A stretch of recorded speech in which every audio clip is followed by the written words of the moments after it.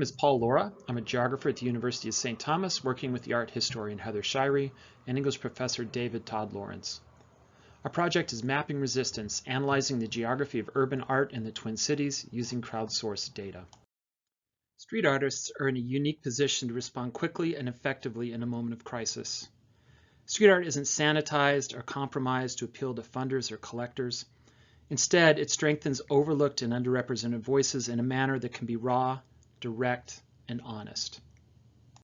Street art is deeply embedded in place, and the geography of street art can give insights into the ways cultural landscapes influence art, and in turn, how art can reimagine and help to remake the neighborhoods it appears in. As in the Twin Cities after the murder of George Floyd, street art has the potential to reach a wide audience, transform urban space, and foster a sustained political dialogue that can promote change.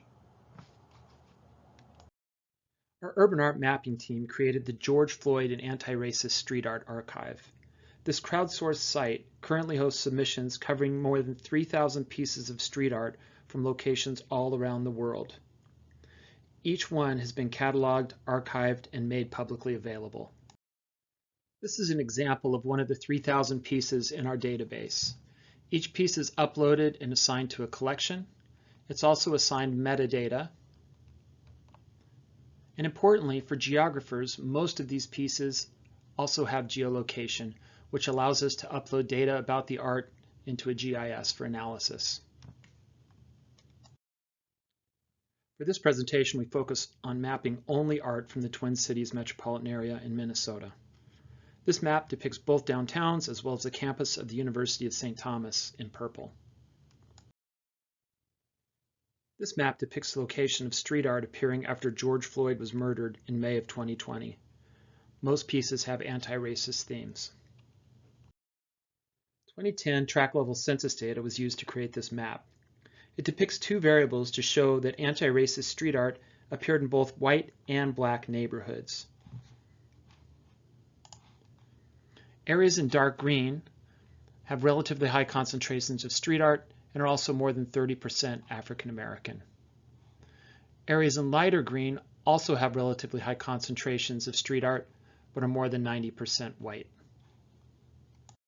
Using Select by Location, we were able to highlight the locations of art appearing only in the neighborhoods that were more than 30% African American. We can do the same for art appearing in neighborhoods that were more than 90% white. Heather Shirey, our art historian, then analyzed pieces from both black and white neighborhoods to see if there was spatial variation in the tone and content of street art in those neighborhoods. Heather's research showed that there were a number of common themes in both black and white neighborhoods, including a focus on Black Lives Matter and explicitly political works, many of which focused on the police. Some differences did appear, though, that were fairly significant. In black neighborhoods, a great deal more of the art focused on George Floyd and Remember Their Names, 4 times more common roughly. And in white neighborhoods, there was a stronger call for unity, solidarity, bridging racial divisions, and calls for justice. We're also interested in art that appears at the boundaries of black and white neighborhoods, including this piece called Lionheart. On one side of the street, Tag Plywood says, "Can you hear us now? Are we loud enough?"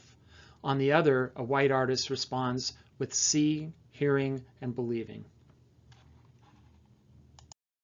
Nearby, and also at the boundary of a black and white neighborhood, a Sherwin-Williams store, which was tagged with anti-police sentiment, soon displayed a different message. At another border location, this piece clearly focuses on the heart of the George Floyd uprising and spotlights the desire for overlooked voices to shape community narratives. We agree with David Harvey's assertion that the right to the city is more than the liberty to access urban resources.